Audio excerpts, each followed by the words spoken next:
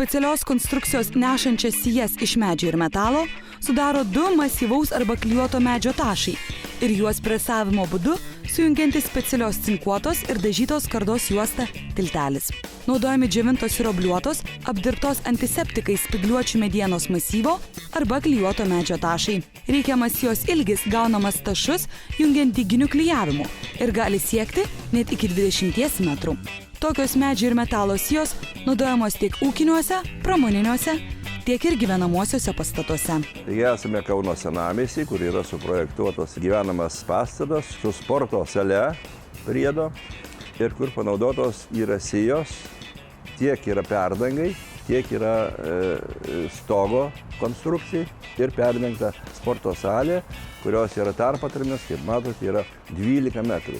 Visa šita konstrukcija sumontuota rankiniu būdu, nenaudojant jokių mechanizmų. Esant didesniai apkrovai, sijos gaminamos su dvigubu tilteliu. Tiltelio viršuje ir apačioje esantys dantukai tvirtai įsikabina į medieną ir leidžia vienoje konstrukcijoje suderinti medžio ir metalo privalumus.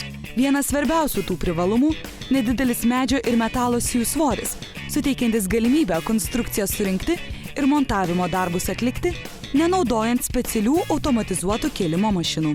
Jos ypatingos tuom, kad jos yra lengvos, pirmas dalykas yra, atlaiko didelį krūvį ir praktiškai palyginus su kitom medinėm konstrukcijom yra 2 kartus pigesnės. Kaip pasakojo specialios konstrukcijos sijų ekspertai, namo perdengimui pasirinkus šį sprendimą išsprendžiama vibracijos problema.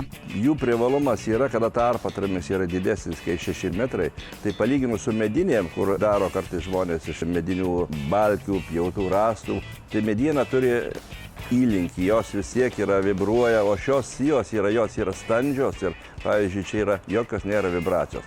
Tai čia yra labai didelis privalumas, kadangi jos gaminamos su išankstiniu įtempimu ir tada, pavyzdžiui, jeigu yra patalpos, jos neduoda jokios vibracijos. Dažnas girdėjęs posakį – paprastume slypi genialumas. Šiuo principu vadovautasi ir kuriančių medžio ir metalo sijų sprendimą, tinkamą kiekvienam. Žmogui visą laiką patarėme, išdėstom pagal kaip, kas kiek jos turi išdėsit, visus darom patarimus. Čia yra labai paprasta konstrukcija, kad jam kiekvienas eilinis žmogus galės laisvai susimontuoti be jokio vargo ir be jokių kažkokių sudėtingų brėžinių ar ten skaičiavimų.